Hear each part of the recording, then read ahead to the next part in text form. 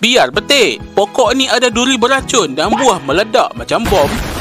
Ini ialah Hura crepitans atau orang panggil sandbox tree. Orang tempatan panggil dia pokok Makino climb. Pokok ni terkenal sebagai pokok paling berbahaya dalam hutan tropika benua Amerika Utara dan Selatan. Pokok ni boleh tumbuh sampai ketinggian 60 meter dengan ukur lilit sehingga 1.8 meter. Batang dia penuh duri tajam. Ia juga beracun. Boleh menyebabkan iritasi kulit yang teruk. Kalau getah dia kena mata, boleh terus tempah tongkat lipat dari Shopee. Bahaya, not haram. Yang paling dahsyat tu buah dia. Bila masak, buah ni meletup dengan bunyi macam pistol. Dan benih dia terpelanting dengan kelajuan sehingga 250 km per jam. Gila babi dia punya laju. Dah macam bom tangan signature. Kat Malaysia pun ada pokok ni, tapi jarang-jarang jumpa. Memang pokok ni bukan spesies asal dari Malaysia. Entah main dari mana. Biasanya orang kita panggil pokok payung Indonesia. Memang kena.